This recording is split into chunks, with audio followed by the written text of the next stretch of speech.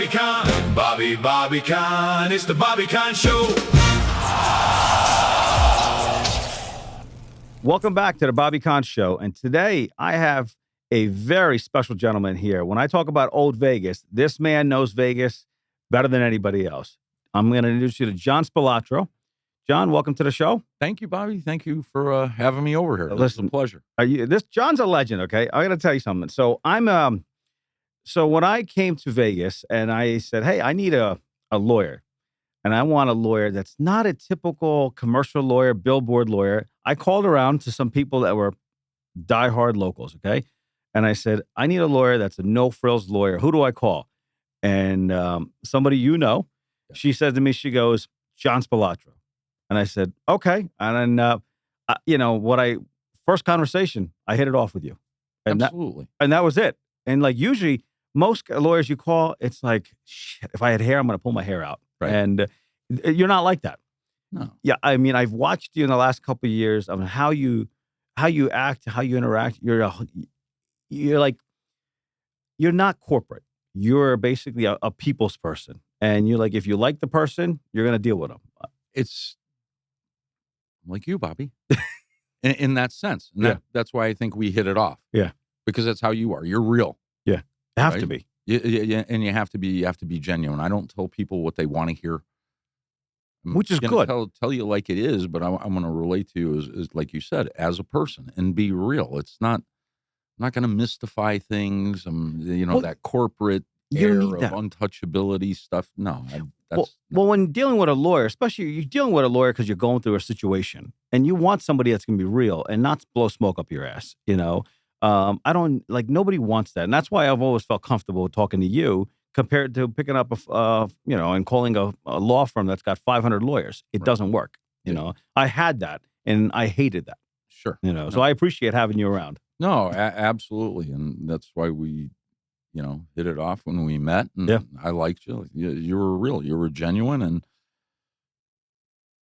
And here we are today. And I became a Bobby Con fan. What could I tell you? Right then and there, So, and that's why I loved representing you, because you were getting screwed over and it wasn't right. No, thank you. It means a lot. So, John, for those of you that don't know, so I just mentioned John's name, John Spilotro. Your family has been around in Vegas for decades. Yes. And I'm sure you got stories to tell. I mean, There's some that I can tell, and it's some that you can't. That I will never tell. Loose lips sink ships. Just the way I grew up. Yeah. It's the way I am. Yep. It's you just don't talk out of school. Of course, exactly. The movie Casino, met with Scorsese, Pesci. They wanted me to be an advisor. Yeah. They did research. They talked to the cops about me. Well, I'm going to cut you off for a second. For those of you that don't know, John's uncle was Tony Spilotro. Okay. And, and he was your dad's brother.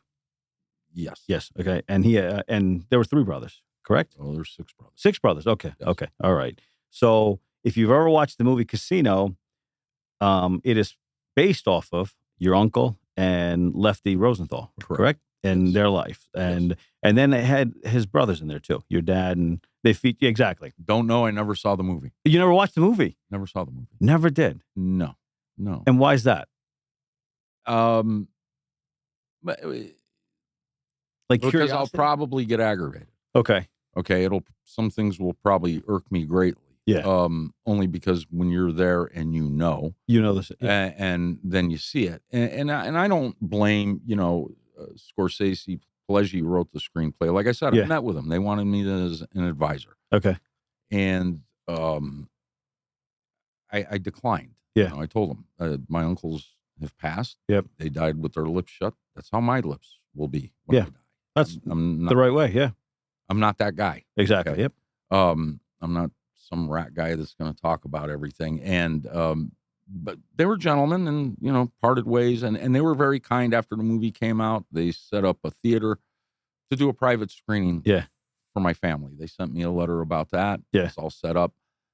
You never went? On behalf of the family called, we're not doing that. Okay. Okay. Yeah.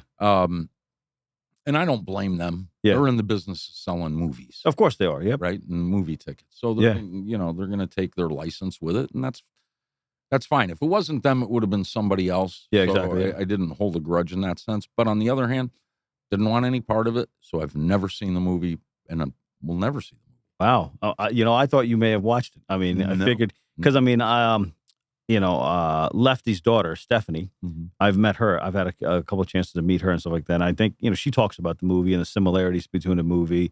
I ended up meeting somebody who was dating, the Ginger, the actress, that they portrayed Ginger in there. Like they said a lot of similarities were there. And it's such a small world. I went to school when one of my childhood friends till today is Aaron Gomes. Aaron Gomes' father was Dennis Gomes. And he was part of the gaming commission, and he was mentioned in the book that Nicholas Pileggi wrote. Right. And I'm like, wow, it's comes full circle. Like, a lot of people that you knew that were in that story somehow, they come around now. Oh, yeah. So is there anything that, so have you heard, I'm sure people have talked to you about it and said, hey, the people that knew you and knew your family and watched the movie, have they said anything? If you, since you've never watched it, how real do you think they got it? They got everything. Good question. Well, first of all, I've heard things people will come up and say, whatever about a scene of my uncle losing his temper. No. Yeah. No. Was your uncle, obviously when you know people, I know a lot of guys and, what's portrayed in the media is totally different than what's portrayed in real life. At the end of the day, he was your uncle. You loved him and, Absolutely. And he was a different person, and the media also likes to blow things out of proportion. Sure. And was a lot of stuff blown out of proportion in the headlines? Oh, God, yeah. Oh, Okay. Absolutely. Yeah. And the thing, like I hear he lost in the movie how it was Joe Pesci playing him, lost his temper and this, that, and the other. Yeah.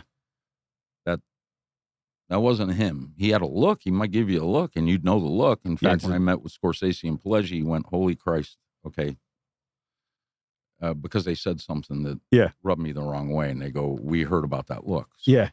I don't know. I guess it passed down.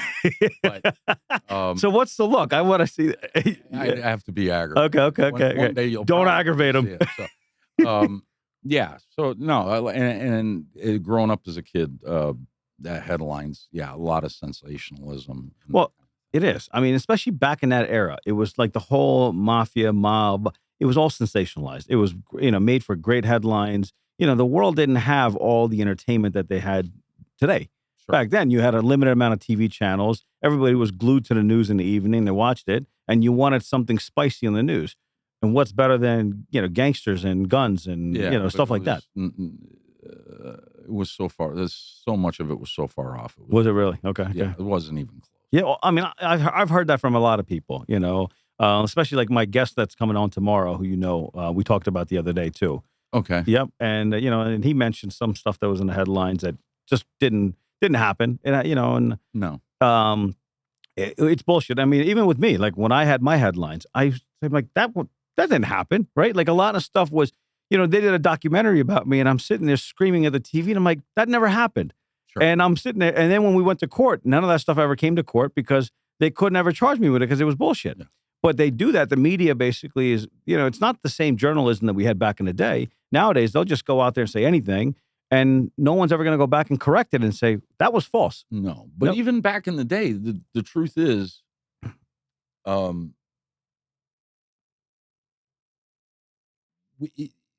it's bad news that sells. Yeah, of course. Oh, okay. Nobody's going to sell by good news. It's not the good stuff. I remember as a kid, there was a bunch. Had 76 tickets to the Super Bowl. Did you really? Okay. Yeah. And my dad, my uncle, some of their buddies, we piled up kids in vans. Yeah. All the kids in the neighborhood. Yeah. They got to go see a Super Bowl in Pasadena. It was Rams Pittsburgh. Okay. Yeah. He took all the kids in the neighborhood. Well, look at John Gotti used to do the same thing. There's a certain element that people, and there's a reason why guys like your uncle, guys like John Gotti were always admired because at the end of the day, people looked at him like a Robin Hood figure. Like they were looking after their own community. A lot of the, like, I mean, I'm not trying to, say anything the wrong way, but like a lot of these organized crime figures that started back in the day was because they got tired of being screwed over and they finally said, no, we're going to fight for our own community. I mean, if you think back to when they first came to America back in the day in New York or in Chicago, they were basically trying to look out for their own people at first. Well, yeah, they fleeced them too. Yeah, of course they did. Yeah, but that's where it originally started from. Yeah. Absolutely. Oh, they got rich off of it. I mean, look, guys like Al Capone made a fortune. Sure. Absolutely. Yep. So, I mean, is there anything that you can talk about that you're like, hey, you know what? It would be crazy, this crazy childhood that you may have had. Well, as a kid, you'd hear everything. I told the story on the other podcast that, whatever it was, I was 14. Yeah. Was in like this kind of heat at the park playing ball in the morning, and I was walking home. Yeah. And I had my key in my shoe, and nobody was home. And I walked up, and there's all these FBI agents all around. Yeah, outside your house. Yeah, yeah. They want to serve a search warrant. I'm 14, or well, no, I was younger than that. It was probably 12, 13, whatever it was. But I know what's going on. Yeah. And they grabbed me and said, we got to get into your house. We got the search warrant. Like they're showing a kid a search warrant. Can they serve a kid a search warrant? They don't need to serve it. They could have just broken down the door. They could just break down the door and go. Yeah. But they were worried because there was a key set for an alarm. And I don't know what they thought. I thought they may have been thinking if they kicked in the door, the whole house would blow up and kill them all. It's like a booby trapped or something. Yeah, I don't know what was going on. And they're all sweating. And I mean, there's tons of them out there. And I just... They always show up like 30 at a time. Yeah, exactly. Yeah. And so it was, let us in the house. And my answer was no. You got a key? Yeah. No. You were taught young. Yeah. And so I went and sat in front of and they said, well, we're going to knock it in with a battering ram then. Yeah. And I said, no. And I went and sat in front of the door. That was it. I said, no. That's not bad. And they said, well, we're going to go through the back, but you got a dog there. We're going to shoot the dog. I go ahead, shoot the dog. If you think that's a good thing for you to do, shoot the dog. Yeah. Shoot the dog. Yep. I can't be in two places at once, but I'm not leaving the front door. Exactly. Yeah. You want in, wait till you get my dad over here. Well, we don't know what your dad is, where your dad is. Yeah. Now I'm laughing my You're the FBI. You don't know where my dad is? You know where every one of us is every second of the day. You watch all of us. That's it. So yeah, you get him here, and then I'm sure he'll let you in. Yeah. And you won't have to sweat and be aggravated and everything. Absolutely, yeah. So yeah, they had him because they were the same. They do that when they do their raids. They search everything at one time. They hit everything at everybody's home at the exact same time. Yep. So no one can talk to each other and say, "Hey, what's going on? Hide this or hide that." 100%. So they're at the jewelry store with my dad. So yeah, they brought him, and then that was it. And then I went on about my business. I went to a neighbor's house. Now, did your dad? I mean, like, look, I was a very mature kid, and I knew very young. Like what you just did, right? Now, was it because you watched your dad, or is it because like you were just, hey, you're interested in the law, you knew what was going on with your parents, with your dad and your uncles, and then just wising you up? Probably just observing. I can't say somebody ever sat me down and said this. Yeah, exactly. Yep. You just pick it up. That's it. Street smarts. That's it. That's all it is. I got to say something about that 30 FBI's. I had a white collar charge. I had 32 FBI agents break down my door at 6:00 in the morning. Yeah. And here's the best part. They broke down the wrong house door. My wife watched the entire raid from the house next door. Oh my God. And she watched them, and they're looking around. They're looking in the pool like I'd be in a pool someplace, right? They're looking everywhere. They're ripping up cars. I'm like, I'm wanted for a white collar. I offered my surrender 10 times and said, if you're going to arrest me, just call me. I'll just show up, right? No, they don't want to do that. They wanted to make a spectacle, and they have the press outside. Sure. And that's the headlines. I remember when they did raid the house. I remember, as a ball player as a kid, and I ripped the nail off on one of my fingers on my left hand. Yeah. So the doctor had given me a bottle of crushed penicillin. Yeah. It's white powder. That's it. Yep. Pour it in a baseball glove. It'd go on my finger. I'd wrap it. Yeah. Pour some in the baseball. Every day. It was a whole thing as the nail was growing back. And anyway, they found the bottle of white powder in the kids' bathroom. Not my dad's bathroom. Yeah, in the kids' bathroom. It's in the kids' bathroom. Yep. It had the prescription on it. But that was released and as a headline in the news. Yep. As part of the story, a powdery white substance. It's all bullshit because like you see this and like I watched all the headlines for me for 10 years and I'm reading them like it's all bullshit.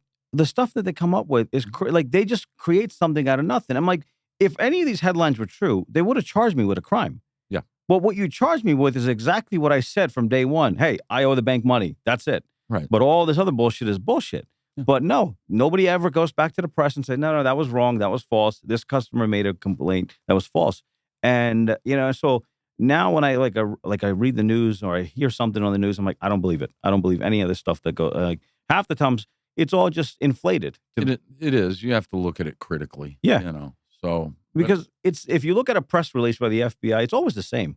It's always like the long arm of the law finally caught up with this person. Like, do you guys ever stop that line? Like, stop using that line. Look at the poor guy that cut up the reflecting pool. Oh, yeah.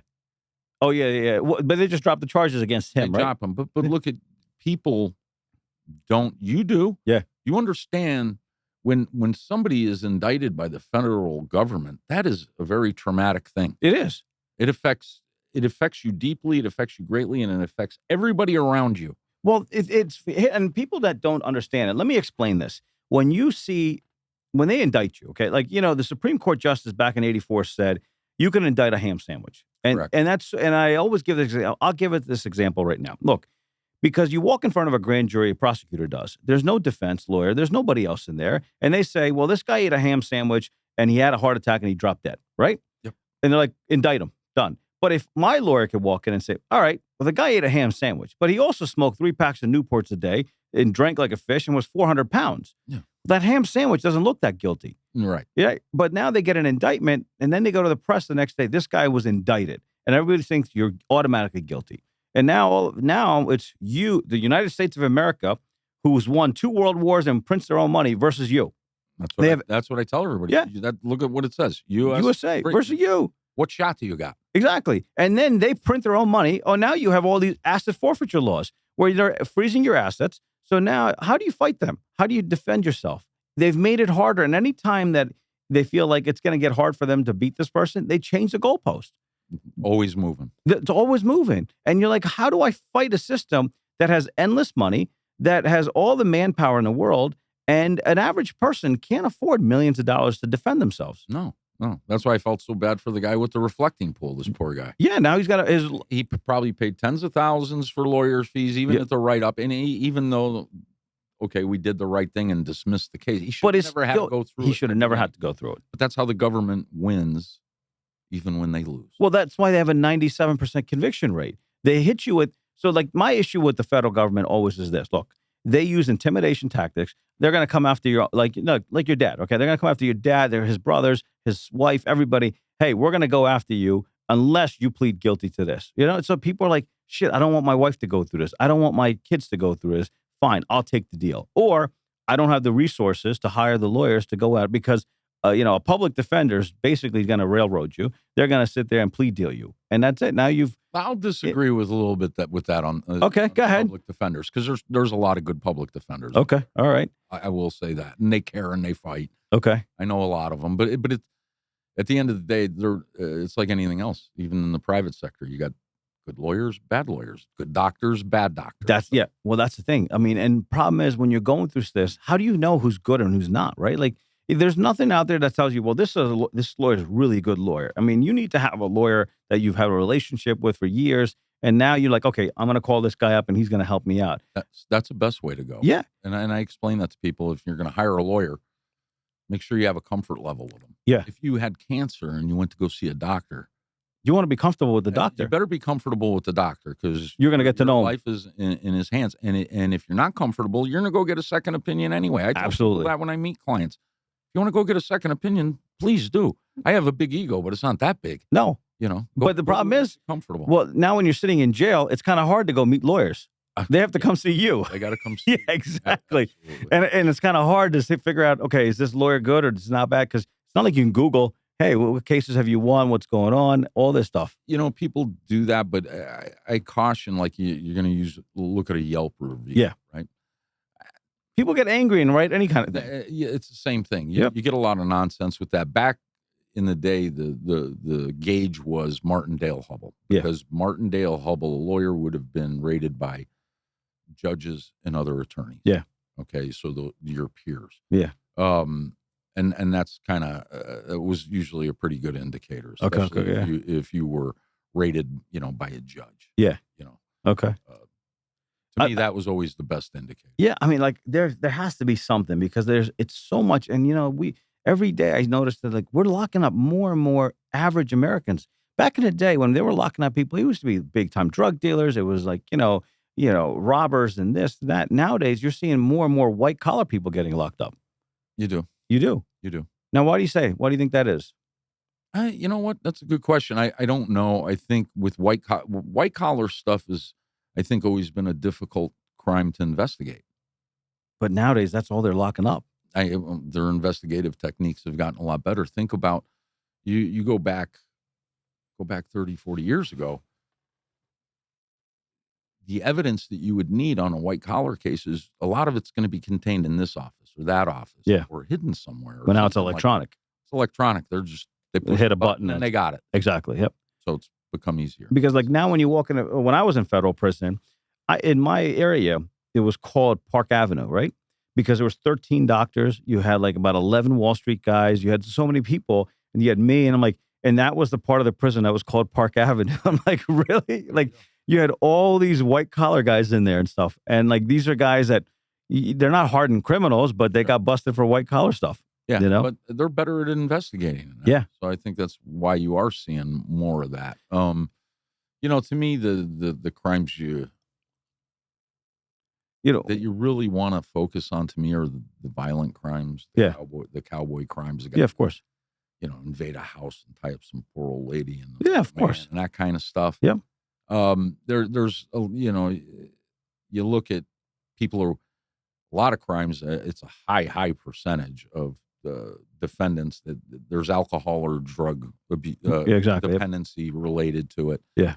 To me, I'd like to see solving the problem. Well, that's the way it doesn't become a revolving door. So I'll say that I had a conversation with somebody. I was at a luncheon for the governor, and it was a couple months back. And there's a woman. She runs a bank, and she said, "Why don't we just lock them all up?" I said, "What do you lock who up?" She goes, "All these people that are committing crimes." I said, "Okay." I said, "I'm fine. If somebody commits a crime and you want to lock them up, I understand." I said, "But nobody looks at the whole picture." And I said, "There's a reason why my agenda is what it is." And I said, "Look, we have an 87% recidivism rate. People get out of prison and they end up back in prison." I said, "Why?" I said, "I came out of prison. And do you understand, to prove a point to my probation officer, I applied to everywhere, including McDonald's. Not one person would hire me. And I'm a man that's done millions of dollars of business. I'm well put together. I've done everything. But because I have a felony, nobody would hire me." Correct. Right? So now I said, imagine you went to prison, you were selling drugs, and you don't look like me, you don't look that. You're not getting a job, right? But you don't have the resources that I did to be able to get back on my feet. But these people now, they're like, okay, well, I can't get a job here. I'm being pushed around by my probation officer. I need money, and I got to feed my kids. They're going to do break-ins. They're going to go sell pot. They're going to do whatever just so they can feed themselves. And then they end up right back in prison again. Mm-hmm. I said, it should be, if you did the crime and you did the time, then when you leave, you should be able to go get a job anywhere you want. You should be able to apply for things. You shouldn't be told that you can't open up a bank account. You can't get a job. You can't even drive for Uber right now if you have a felony, right? So I said, now you basically restrict them. And now we have 80 million Americans in this country that have a criminal record. Unemployable. Unemployable. So I said, here's my idea. This is what I want to do. If I was to get elected, one thing I would fight for is that, all these corporations that left America and, they're building stuff overseas. Well, how about this? We have 4 million people in prison. You have another 4 million people on probation, and you have all these people that can't get jobs. You bring your factories to America. We'll give you a tax credit. You hire these people that are in prison, that are nonviolent offenders, that are sitting in prison, that are on probation right now, and you pay them a minimum wage tax-free. They make money while they're in prison. They're learning a trade. You're building stuff in America again. And then these people are saving money. So when they leave prison, instead of leaving with $25, they can leave with money in their pocket. And their families don't have to worry about putting money on their books every week because now they need commissary, they need all this. I said, that makes sense. You're rehabilitating them. And most people only commit crimes because they don't have another resource. But if they're like, hey, you know what? I learned a trade. I learned this. And when I leave prison, I could go work for this company if I wanted to, or something similar to it. Sure. That would make sense. No, it makes perfect logical sense. Yeah. I would like to see that. There's no reason not to do something like that. Or if it's some of these are kids. When I say kids, A lot of 18, 19, 19, 20-year-olds. and their life is ruined. How about this? Put a program in place where maybe they go do the military. Yeah. You know what I'm saying? They used to do that. Or something like that. Yeah. And it's going to benefit. It's going to benefit everybody. And like you said, that person doesn't become so marginalized that they're on the hamster wheel Forever. Well, that's the thing. I mean, but it solves many different things. You can bring manufacturing back to America, which we lost. We won World War II because we built stuff here. 100%. We don't build anything here anymore. Now we rely on the rest of the world. And you can't solve that issue because everything's so expensive. Well, now you have an entire workforce that is looking for work that you won't give them jobs. How can we have a president of the United States that has the access to the nuclear codes, but we won't employ somebody for Uber that has a felony? Yeah. That makes no sense, right? No sense. And so that's just some of the things. But, we're back to talking about Vegas. So you grew up in Vegas when Vegas was in its heyday, I would say, right? Yeah. You came to Vegas in the 70s. Early 70s. Yeah. Early 70s when you came here. Explain to us what was different. Like today is all corporate. I feel like it's lost its luster. It has lost its luster, but it's like everything else. When I was a kid, to get on an airplane, you got dressed. Yeah. You didn't wear Bermuda shorts with a pair of roll out of bed socks with black socks and Birkenstocks and Bermuda shorts. I mean, you didn't get on a plane that way. You dressed to go out. Everybody on a plane. So Vegas was more like that. It was special. I think people were treated better. Yeah. Okay. By the casinos, you're talking about. Casinos. Yep. Absolutely. Yep. Okay. The corporate thing, everything is just dollars and cents. It's just bean counter stuff nowadays. Yeah. It's become Disney World. Pretty much, yes. That's it. You're just numbers. Move them in, move them out. And then you hear about the $26, $23 bottle of water. Yeah. That's ridiculous. It didn't happen back in those days. No, because they give you the bottle of water. Are you kidding me? Well, you had loss leaders. You had a lot of loss leaders. They cared about the gaming, what was made at the table. To comp somebody's dinner and everything was not a big deal. Yeah. Okay. But now everything's computerized on the card, and it's they're counting algorithm. Basically, they're trying to make every last penny that they can get from every angle. Absolutely. They want to make sure, but the problem is people get tired now. That's what it is. Like you're exhausted from the moment you get in because you're like, I'm paying $25 for parking. Then I'm going to pay for water while I wait to get in. Now I got some kiosks checking me in. And now I got to pay a resort fee because I'm here and I'm not even using these all these amenities and stuff. And now the meal that used to be comped, I'm paying $300 for. Yes. And the list just goes on. And people are like, I can go to Mexico. I can go someplace else. I can go on a cruise and it'd be cheaper than coming to Vegas. Absolutely. And it's a horrible part of it. And I've always used the stone crab analogy. Yeah. I don't know if you use stone crab. I use that. Yep. I use that analogy too. Yep. Exactly. Because they're just ripping everybody's heads off. Okay. Yeah. And they don't care whether you don't come back. Okay. So the stone crab, you rip off one claw. He still has one claw so he can eat. You throw him back in, the claw grows back. The next year you catch it, you're you're not ripping it apart. Yep. That's how they should treat people here, but they're not coming back. They're not. No. And then and I think the problem is, look, back in the day when your dad and your uncles and everybody was around they were independent casinos, right? They were actual owners. They weren't big corporations owning those things. Correct. So they understood they had more of an emotional attachment to the property. Absolutely. They needed people to come back. Yes. The problem is these guys nowadays, they're in for a job. They're working for a couple of years. Then they're going to get blown out. They're going to go to another city and work someplace else. And 100%. They don't care. They're not married to this town. No, it's the last operator you saw that was it was like Steve Winnie. It was casinos, and he cared. He did. And it blew up Vegas in one sense, in a good way, because this stuff was the biggest, nicest, but you see what it took to keep up. Yes, it did. Yeah. Okay, so what he did was kind of a curse too, because now you see, in my view, MGM has too many properties. They control too much. That should have never happened. And I always say that. And if you watch my videos, I always talk about like they should have never allowed a monopoly to exist like this. No. There's no reason that one operator should have 13 properties on the strip. Like if you want to have 13 properties in the state, no problem. But there's no reason because now there's many issues that people don't understand. Not only is it from the consumer aspect, you're setting the pricing and you're screwing everybody there. But now let's just say you worked at MGM and you get fired. Well, where are you going to go work? Your only other option is Caesars. Yeah. Right? So now if you can't go to Caesars and you can't go to MGM, where are you going to work? Now you're limited resources of where you're going to go. Like me, MGM banned me. I can't even go to a T-Mobile Arena to take my kids and watch the Golden Knights game. Wasn't that nice of them? Right? It was horrible. It's horrible they did, but they don't care. They don't care. They don't care. You know, but tomorrow when Barry Diller buys a place and they blow out Hornbuckle, he doesn't care. All the, $26 bottle of water that he charged people, he's gone. Yeah. He'll go someplace else. And what I keep arguing with these people, I'm saying, look, people can gamble on their phone today. People can gamble anywhere in this country. It's not like back in the day. Back in the 70s, you had Atlantic City or Vegas. That's it. Now, there's tribes that have casinos everywhere. Basically, just about every state has gaming today. So why would somebody come to Vegas? Vegas was a place where people, and Steve Wynn said it best, and I'm going to see him in a couple months. I just got invited to see him in October. And he said it best. And he said, look, people came to town to forget their life. They came to Vegas to basically just have a great time.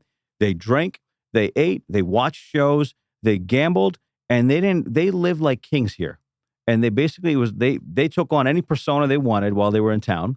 And then they got back on a plane and they couldn't wait to come back again. Right.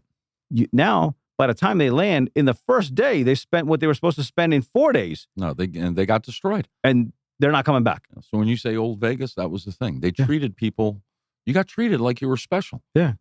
Now, not so much. Well, the other thing also, and I always say this to you, is the town was different. It was run differently. Like, I see videos all day long of all the crap that happens on the streets. It didn't happen like that when your uncle was around. Can you talk about something like that? No, can I talk about that? No, it was just different that way. There was a respect. Well, yeah, people didn't, people like, even you could go watch people, how they behave in a casino. Yeah. They, nowadays, you see them doing all kinds of stuff. Yeah. Goofy stuff. Yeah. Like I said, they don't dress to go. They don't. You're walking into these big, gorgeous places, but they don't treat it with respect. No. The joint's not treating you with respect. No. It's just a disrespectful deal. Back in the day, no. No. You walked in, looked good. You look good. They treated you good. They treated you good, and that's just the way it was. They knew your name. They knew your name. Now, today, you're just another number. Just a number on a player. I got to give credit to, there's a reason why I always hang out at the Sahara Casino, right? I was in there, and that's a whole different story now. Yeah.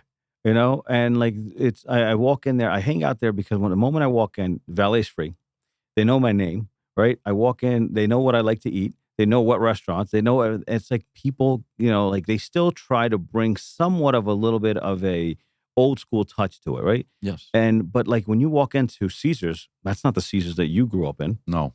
Totally different. No, look at that, they built that gaudy casino on the backside of it. Oh, yeah. Yep. Yeah, the real main casino of Caesars is a small casino. It was, there. Right there in the front. When I was a kid, that was the casino. Yeah, okay. And you had the big fountains, you had the small casino. Now you have those two towers here. You got the big tower in the back. And then you got the casino in the back that's just... You don't even know. Yeah. It's a monster. Yeah, it is. It's huge. There's a lot of people in there. But that's business. That's what they did, and they grew that way. But it's not as nice as what Caesars was the class joint. It was. Right? Caesars was the casino that everybody looked at. Like, I'm going to Caesar's Palace. That was the win of the day. 100%. It was that was a spot. Gourmet dinner, we're going to Palace Court. That was it. Then they had the Bacchanal room, and you had Asso, and you had... Now, So where'd you guys hang out when you were kids? You know what the funny thing is? As a kid, you're either in the park playing sports. Yeah. Okay. We hung out at the lake a lot. Okay. Where are you going? To a movie? There was nothing here for kids to do. Really? Nowadays, there's like so much to do for kids. Yeah. But no, because going to a casino, I remember my dad and uncle, they owned the gift shop at Circus. Okay. So when we first moved here, my dad on the weekends would take me work with him. Caesar's Palace. Oh, yeah, Circus. Yeah. Which was good. Yeah. I had a pass for everything. I'd go in the bumper cars and I'd do the thing. Yeah. But after 3 weekends, You get bored of it. I don't even want to go to circus. Yeah, exactly. You go eat in what was it, the coffee shop, the Pink Pony, and Yeah, exactly. Yeah. and all that. The circus still looks the same. Yeah, I'm sure it does. And I haven't been in there in years, but that was it. Yeah. Otherwise, there was nothing for kids to do here. Now, like, did you guys go hang out at the Stardust and stuff?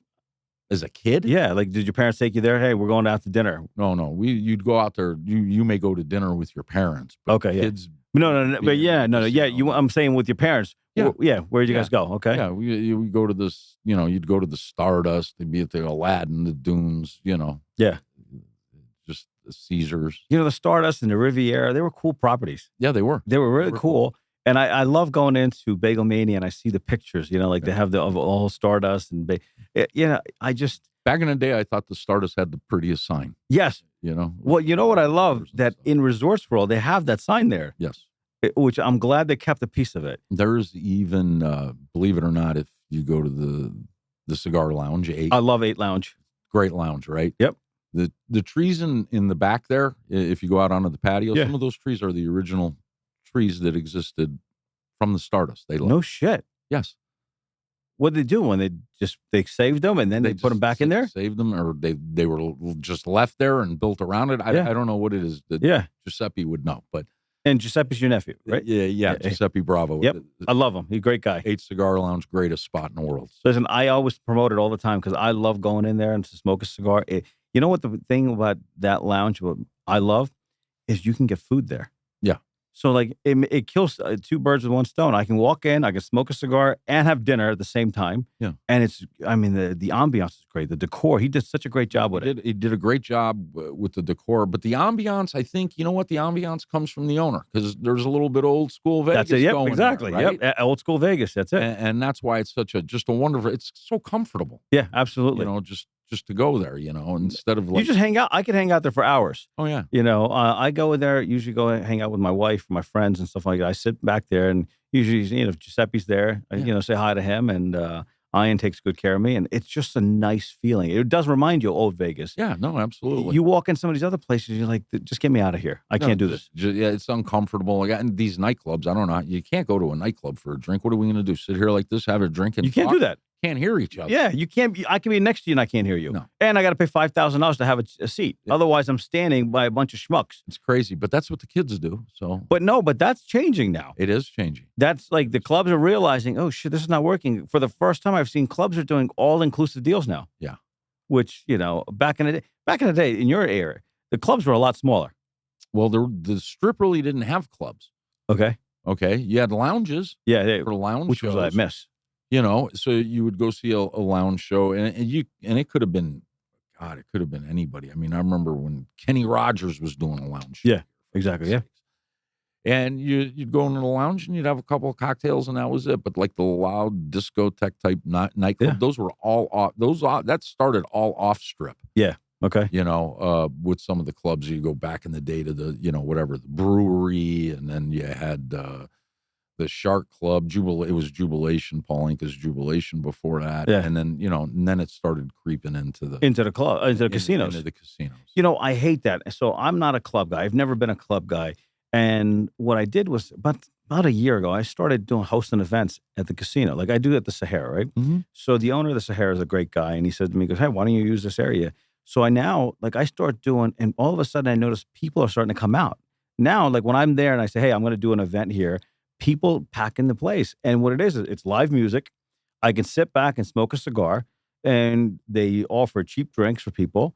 And people just sit back and I don't want to walk into a club. I want to just sit around and watch live music, somebody singing or somebody playing the piano, and and just like it used to be. And I can't tell you how many people said, I miss this. I miss this. And I'm like, there's more of us out there than these casinos realize. Oh, no, 100%. It's funny because you say about the lounge. When I was a kid, got to be 21 to drink. Where we used to go, one of the places we used to hit, there was a musicians union. Okay. And it was tucked behind the old MGM, which is then Bally's. Now Horseshoe. Yeah. Right? Yep. And it was tucked in back there. And we used to go to the musicians union. Okay. And they had a bar. Yeah. And You just drink They back never there. asked. Yeah, just Never go back. asked for an ID. We would just drink. But what was cool is what people don't realize, all the shows on the Strip, all the musicians Yeah. would go to the musicians union. Yeah. And it was just, they'd play jazz. Yeah. They'd play big band stuff, and they would just jam. Good music. I mean, you're a music guy. It was fabulous music. Yeah. Yes. And it was wonderful. Now it's all electronic. Now it's all electronic because if you were a show producer and you needed a horn section or what, you go to the musician, you watch the guys play, and you pick this guy, pick that guy, pick that guy. You got a job. Well, that's the other issue. Is like they got rid of all those people. Gone. They're all gone. All the performers are gone. They lost their jobs. I mean, you go to the Italian American Club, you might see a couple there. That's it. But that's it. They're all gone. None of the casinos have lounge acts anymore. No lounge. You know, there's none of these things. Even all the review shows are gone. Back then, you used to have all the Elvis review and this review, and they're gone.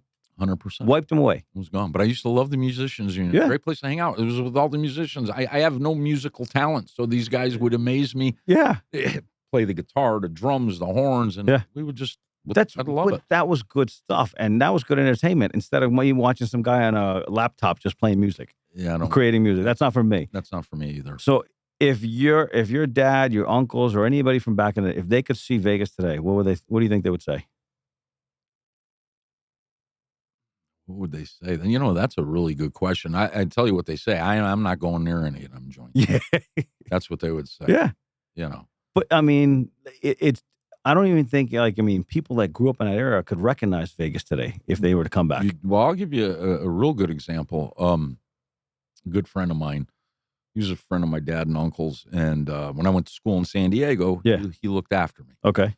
Anyway, he took a beef in San Diego, and people don't realize we had a federal prison here in Vegas. Okay.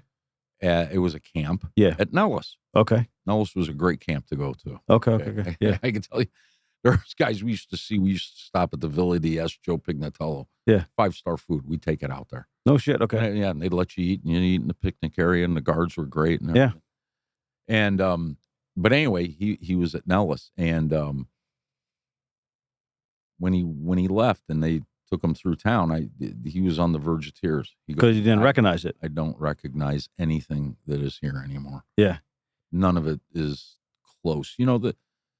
The hotels, they're so big, they're so huge. There's nothing intimate about them. There's no emotion, that's it. It's just cold. Even as, you could look back in the day and say, oh, Caesar's, Caesar's or the Stardust or whatever, the Riv, is the Flamingo. Yeah. Okay, these are big joints. Not, but they didn't start off that way. No, but as big as they may have been, there was still small. An intimate feeling to them. Yep. Unlike the hotels of today. Well, there was a personal touch from everybody, from the pit bosses to everybody knew your name, 100%. And they knew what you like to drink. They understood you. Now they're like, well, we can't even give you, like, Meyer Lansky's grandson came to one of my events recently, and he said to me, he goes, when they let people go home back then, they made sure that they had money to go home with, that they had money. You didn't bust the guy out. Yeah. You made sure that they can go home and had a meal and they got a ride home and stuff like that. He goes, now they just throw you out. Yeah, no. That's it. You're done. Yeah, they didn't look to bust you out that way. They wanted you to come back. Of course, because same thing with a stone crab. You want them to come back to you. 100%. That's it. So, I got to ask, because a lot of people are going to ask, so what made you jump into law? Is it because of what happened with your family? Yeah. Okay. Yeah, it was. That was pretty much the plan since, when I say plan, Was it when your dad said, hey, I want you to be a lawyer? No, nobody said I want you to be anything. Okay. They did not say that. But I kind of gravitated that way. Dominic Gentile gave me my first job in Vegas, law related. Okay. I was a runner. Yeah. His office was on Maryland Parkway, just off of Charleston. Yeah. I didn't even have a driver's license. I used to have to ride my bike to the courthouse. Okay. I'd file papers and I'd come back. Now, how was that? How were you accepted? Because, obviously, you're being, who your family was, and now you're working on the opposite side. How was that? Well, I wouldn't say opposite side, but Dominic was, he did criminal defense and everything, and he was good to me. But they had the same attitude. Yeah, they were anti-establishment. Of course. From there, I went to work for Oscar. Okay. Goodman. And he's going to be on this show next week. Yeah, Oscar's a character. So I went to, as a teenager, I was a runner for Oscar's office, and that was a big law firm. Yeah. And it was Goodman, Oceans, Brown, and Singer. They had I don't know how He's many totally lawyers. anti-establishment. Yeah. Yeah. And then as I became a lawyer, Yeah. that's where I went to work as a lawyer At Oscar's office. at Oscar's office. Yeah. I was there for, a few years over there before I went out on my And he own. represented your whole family, didn't he? And Lefty and everybody. Well, yeah, he represented, he represented my uncle because of conflict stuff. Couldn't represent everybody, but Okay. for different things, yeah. Yeah. You had Steve Stein in there, yeah, and then later on you had David Chesnoff. David originally started with Dominic Gentile, I believe. And Was David the judge? Who was David Chesnoff the judge that got indicted? The federal judge that got indicted? No, that wasn't him. The federal judge that got indicted was Harry Claiborne. Okay, And all I right. think Oscar. Okay. Yeah. I don't know if David did. I don't think so. Okay. But anyway, so yeah, I went to work for them as becoming a lawyer. Yeah, because I was definitely anti-establishment. Oh Yeah. boy, was I anti-establishment. I'm sure. And- I am too. And the law enforcement did not like me. Yeah. They made that abundantly clear. Did you ever have any pushback, like serious pushback? What do you mean? Like, I mean, in your early days. I mean, now obviously you've been around for so long, it's different. Oh yeah. But the original. Oh, as a lawyer, you mean? Yeah. I thought you meant as a kid. Yeah, as a lawyer, yeah. There was a little bit. But I think what happened is, as you go, Yeah. and Well, I because think I had built up a decent reputation, yeah.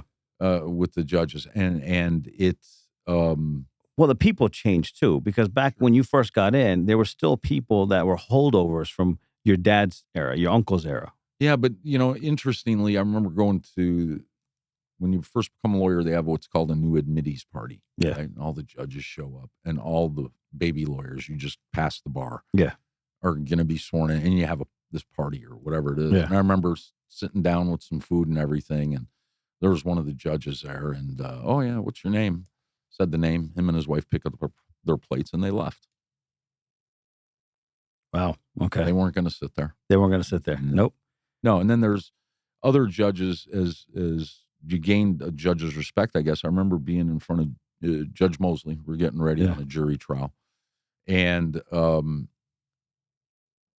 when the judge, through voir dire asking the jurors question, it came up, Judge Mosley asked, or I think it was Judge Mosley asked the question, do you have a problem with any of the lawyers? This is Mr. So-and-so. This is Mr. So-and-so over here. We got Mr. So-and-so and Mr. Spilotro. And one of the jurors said, yeah, I got a problem, blah, blah, blah. And, Mosley just looked at him and said, you know what? Take a break. Come on. You're gone. You're done. You or the juror? The juror. Okay, yeah. You're out. Yep, of course. He took offense to it. And then amazingly, I was out at dinner with the opposing counsel after the case was all done. Yeah. And another judge. And they apologized to me that happened. Yeah. And I looked at them and that was hard. Because you earned your stripes at that point. But I appreciated what they were saying, that and having to deal with that kind of thing. And I appreciated it. But, on the same token, it just came with the territory. Now, I mean, did you ever have any pushback for, in cases like when you were dealing with a judge back then, when you first got into? Oh yeah, yeah. Yeah, I wouldn't say so much with a judge. If I did, they're not going to come out and say. No, of course not. But you felt it. You understood it. Yeah. And then there was other lawyers. Like I remember one time going to some contested hearing they sent me on to go do for, I think it was a workman's comp thing. Something. And the lawyer made the comment to somebody else, and it got overheard, and then it became a whole thing. You know, about, well, I don't know who he is. He thinks he's going to buffalo me into this or da da da. Yeah. And I'm like, you know what? Did you really say this? Yeah, exactly. Yep. So yeah, there was a little bit of that in the beginning. Now, I mean, did the things change after the movie came out? Like, because when the movie came, like, if you look at it, like, when you're going through it, that's one thing. But then all of a sudden, when it goes Hollywood, people start looking at you totally different. Like, all of a sudden, it's okay. Like Wolf of Wall Street, right? When Jordan Belfort was whatever before that. But the moment the movie comes out, now he's cool. Now people are like, they want to be his friend, and it's all okay. Did things change for you when Casino came out? Not so much, I would say. Okay. I mean, I was already established, so it didn't really. Yeah. Not anything.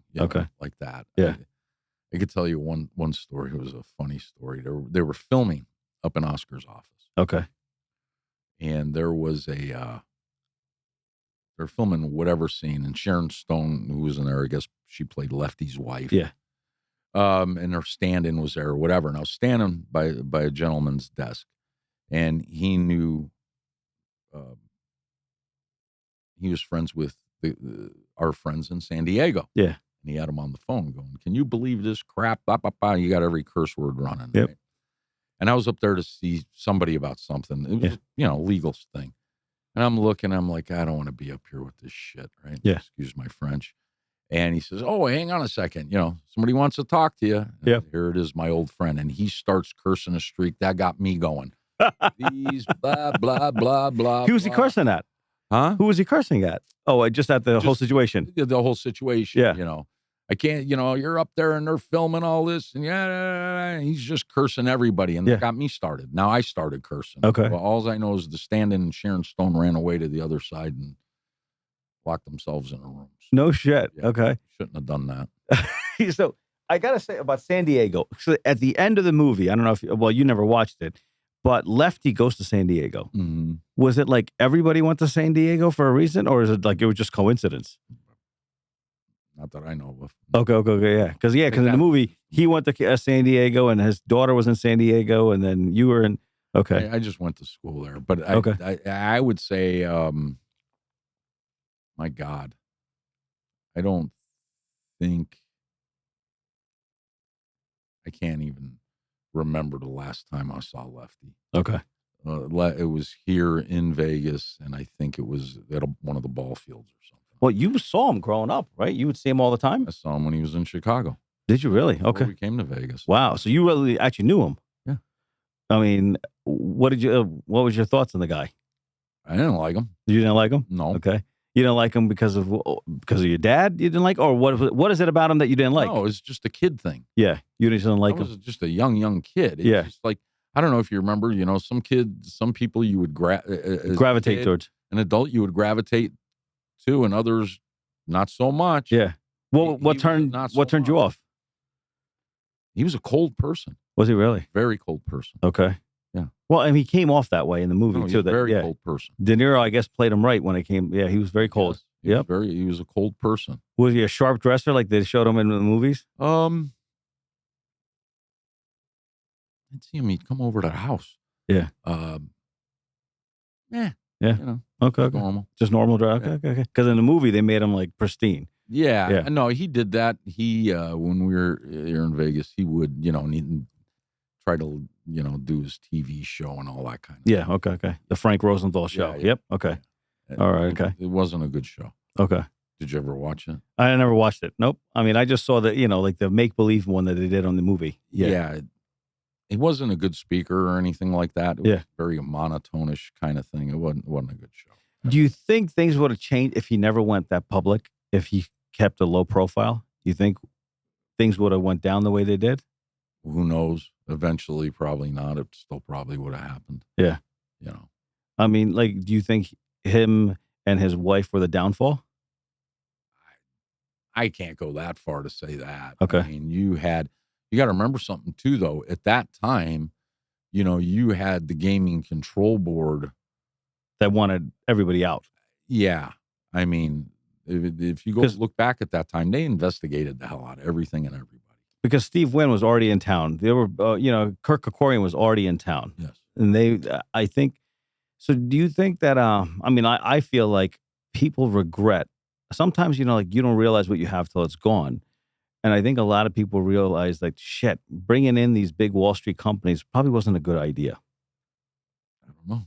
Because of you had mom and pop banks back in the day. You don't have them that anymore. would loan to you. B of A may not like what you do for a business. Yep. And I remember Valley Bank. Okay. was the bank here in town when I was a kid. And they would loan and they would do business with mom and pop businesses, and not even, and businesses that you wouldn't consider mainstream. So, Yeah. for instance, getting loans today is next to impossible. No, but even getting, when the ATM machines came out, Yeah. and credit card processing, Valley Bank was in every strip joint and bar in town. Yeah. When B of A bought them out, done. No, no. We're pulling your loans. We're pulling your ATM machines. We're not doing your credit card process. Well, that's another thing. Like, because it's whatever. It's a strip club and it's an immoral business or something. well, okay. So you brought something up, and in the last couple of years, I've seen a lot of people getting debanked. And if you don't know what debanking is where basically the bank just fires you, and you get a letter. Like I got a letter. I've gotten it. Yeah, it's happened to me. And you're a lawyer. Mm-hmm. They just don't like, because they'll just debank you for, you don't like what you do for a living. They don't like your politics. They don't like anything. And my advice is go to a smaller bank that gets to know you. Yeah. Okay. Because what happens is you just become part of an algorithm in these bigger banks where a red flag goes up. Yep. So if a client from out of the country wired me money, it's over. You're done. If you represented a marijuana business. Yeah. Because the federal banking didn't do it. Yep. Guess what? Yeah. Boom. Move your account. Which is crazy because at the end of the day, first off, when it That's comes how it was, especially when you're looking at a bank like Wells Fargo was under the microscope for so long. Yeah. They were throwing people out because they screwed up. Yes. They're the ones that screwed up. But they were under a federal microscope, so then they started debanking the hell out of everybody. Well, a lot of people don't know this. So the bank that sent me to prison was TD Bank. And TD Bank got busted laundering money for the cartel. And all they got was a fine. That's always the case. They got a fine. But they sent me to prison for $156,000. Well, it's funny you say that because I remember one of the indictments, my dad and uncle, was that we had the jewelry store. Yeah. It was where was that store? The gold rush was on Sahara. Okay. It was next to Golden Steer? It wasn't right next to the Golden Steer, but yeah, it was right along there. Now it's something else. The center, the Golden Steer is still there. It was a center before that. So where the Ahern is and stuff like that? I guess. Yeah, okay. Over there. Or the Allure. Yeah. Yeah, whatever it is. Yeah, exactly. Okay. And, but the indictment was that it was a front for stolen jewelry, blah, blah, blah, blah. Yeah. All this stuff. And supposedly all the jewelry was stolen. Okay. And one of the main things they said was, well, because you take a ring, if you look inside the ring, there were swirl marks. Well, I don't care whose ring you take. There's swirl marks inside. Yeah. Because when you get a ring, a jeweler, and you're going to do whatever, you get it ready for sale, or you make the ring, you polish the inside, there's a swirl mark. Of course, yeah. Well, anyway.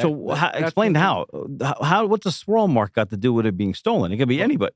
Well, because they had an FBI agent tried to testify that's. Of course. That you're taking off serial numbers or markings or some crap. Yeah. I'll never forget. I think his name was Agent Tickle, and he was after that case was over. I think it was a couple of years after that he was indicted for lying, peddling stolen jewelry. He did. Yes. It's amazing how that works, right? Yeah, it's funny, isn't it? Well, the thing is, FBI agents, they always portray themselves to be like, these saints. But most of the stuff when they go on there and they testify, it's all bullshit most of the times. You're like, really? Some do, some don't. It's like everything else, Bobby. You got good ones. You got good ones and bad ones, but I feel like there's more bad ones than good ones because it's an abuse of power. And it's like, we just, at the end of the day, I feel like a lot of them will end up breaking the law to preserve it. Well, that's the problem.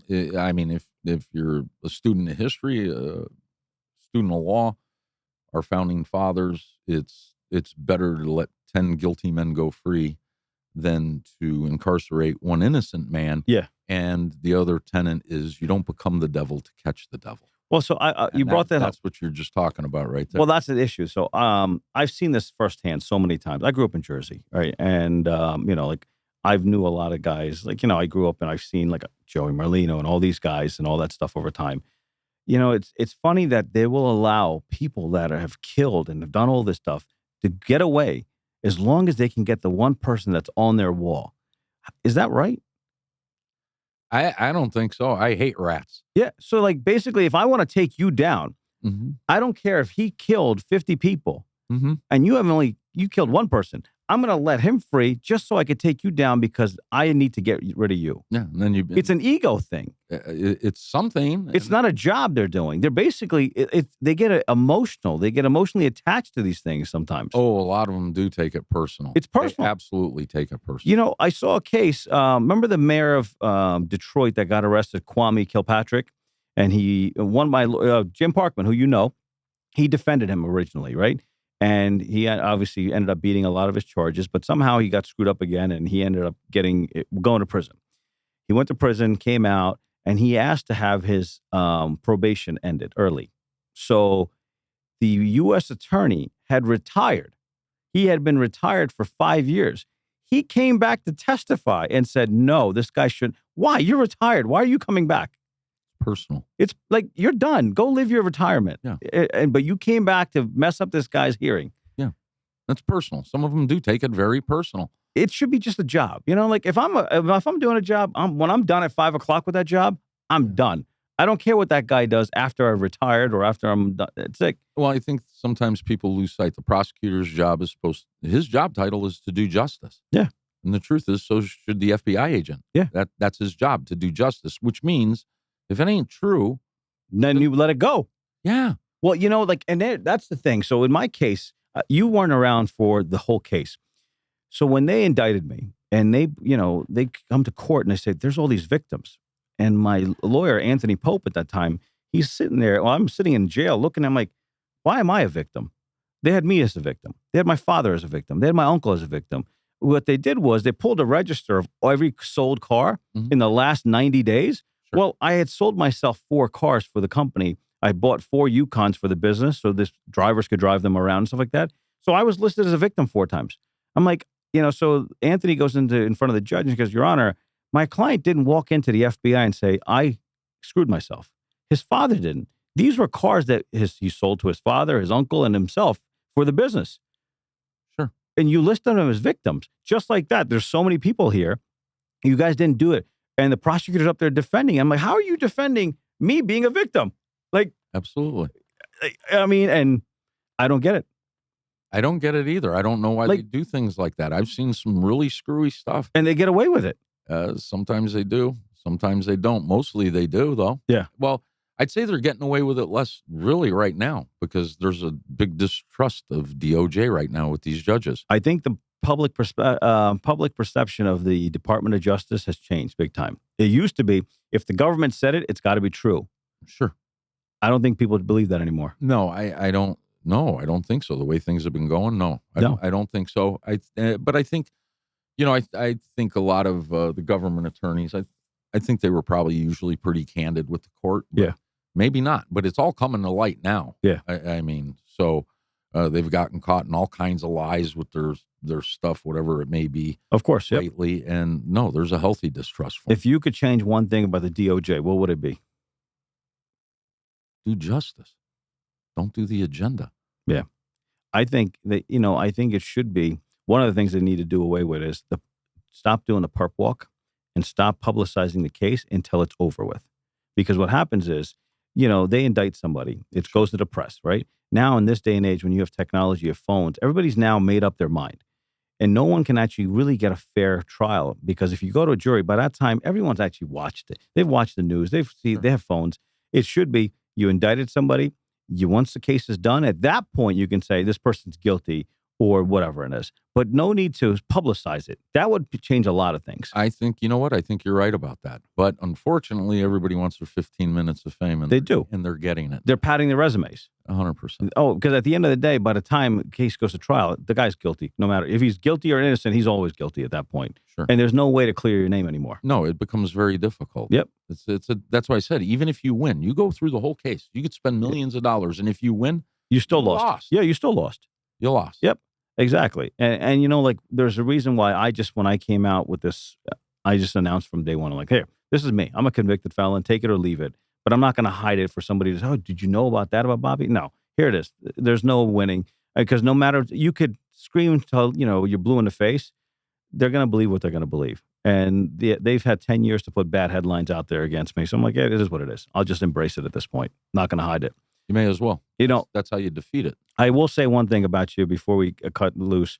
My daughters, one day they were in the car with me and I was coming to your office. My wife was dropping me off. And I looked at my daughters and I said, because my kids, they saw everything. They witnessed the house being raided. Me being the FBI's most wanted fugitive. They witnessed it all. And I said, look at this man, John. I said, he grew up in this town. And I told him, because they've watched the movie Casino and stuff. And I said, he walks around with his head up high. I said, so you should never be embarrassed of, your dad's a convicted felon or this or that. And I said, you should just be able to go out there and go to school. And if somebody says something about your father, hey, you be proud of it. And I said, that's my father, and that's it. You should never bow down and say, you know what, apologize or for who your father is. No, there is no apologies. Yeah. That's your father. You yeah, love exactly. your father. I love my uncles. I love my dad. There's apologies. They're your family. I have not a one. Exactly. And sometimes people say things. Yeah. I'm sure you've heard a lot of it because I don't know if a lot of people would say things to your face. They won't say it to my face. They won't say it to your face. They'll say it behind my back, but Yeah. they won't say it to my face. But you know what? Here's the best part. The people that go out and say, they would have never said something like that to your uncle or your father. No. But it's so funny that they'll say it behind the back, right? Well, it's always behind the back. Of course. Yeah. But that's okay. But that tells you a lot about the person, though, right? Of course. It tells you a lot about their character. Listen, I'll say it to your face. If I have something to say, I'll say it. Otherwise, I'm not going to say it. No, so the people that say that behind my back, it's no problem. You ain't coming over for dinner anyway. No, exactly. Right? Because you're not the guy I want to hang out with. Nope. Listen, if I got something to say, I'm going to say it to your face. Otherwise, I'm not going to say it because at the end of the day, I want somebody to say it to my face. And the thing is, people say it online, but they'll never say it to my face. I see it all day long. Sure. People will say stuff online, but then they meet me in person and they want to take a selfie with me. No, they're the keyboard warriors. Yep, They're absolutely. full of crap. I'm like, didn't you just sit there and say this about me? But now you want a selfie with me? Absolutely. That's what it is, man. No, Crazy. Anything else from the past that you want to maybe another story you want to mention before we go? Yeah. Anything crazy that might make us laugh? I mean, crazy that might make you laugh. Well, you put me on the spot with that. Oh, there's got to be all kinds of stuff. Something you saw, something you did. I don't know. Whatever. I mean, you lived in a heyday. Well, yeah, it was just a different time. Yeah. And you know what the good thing was back then? You had a guy for everything. Yeah, of course. Yeah. Because it was a small town. Yeah. Town worked on favors. You needed this, you saw this guy. You needed that, you saw that guy. Yeah. And that was a wonderful thing about it. Now, not so much. No, not anymore. Yeah, it's over. It just doesn't work. And now when they want to get rid of concierge services, that's even going away. Which is, why would you do that? Well, that's what I said. I said to, one of the casinos. It doesn't cost them anything. I said, it doesn't cost you anything. I said, but now you're going to get rid of concierge, send it to India.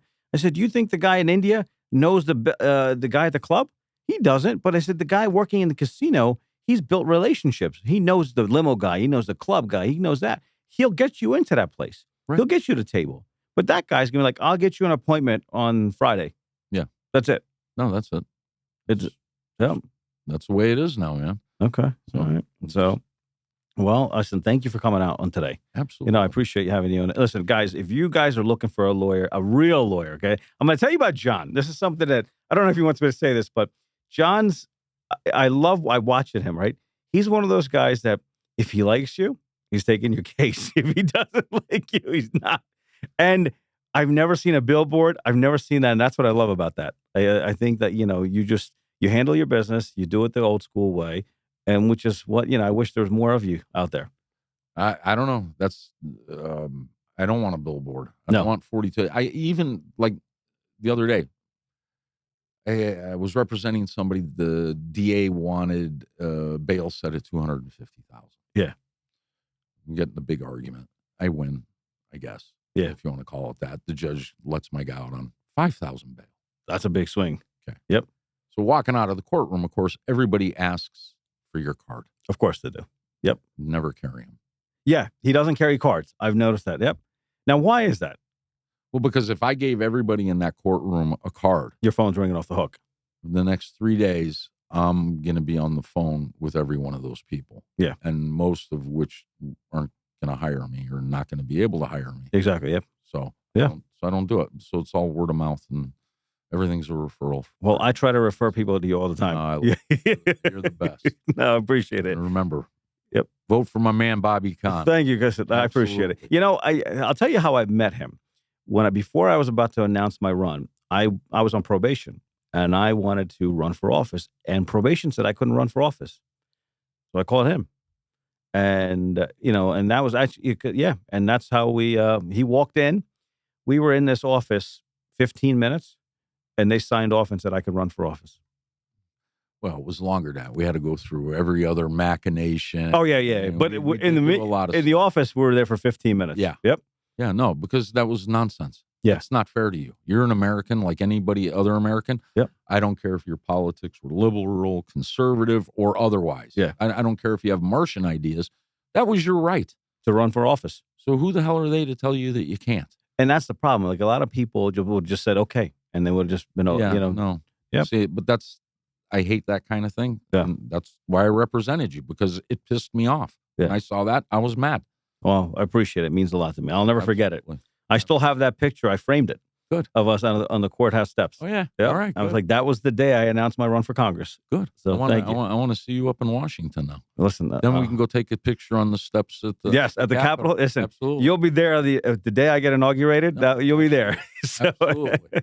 listen, guys, if you haven't watched the other episodes, watch the episode with Armand Asante, Billy Bob Thornton, and actually we have Oscar Goodman coming on here next.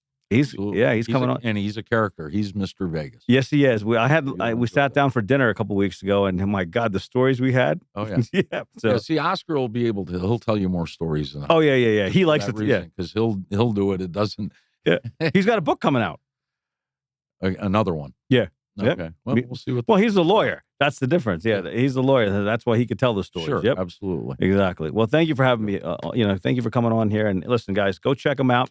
He doesn't have any social media, so if you're going to check him out, you're going to have to reach out to me, and then I'll connect you to him. That'll boy. Thank you, guys. Thanks for watching. Thank you. Bobby Kahn, Bobby Kahn, it's the Bobby Kahn Show.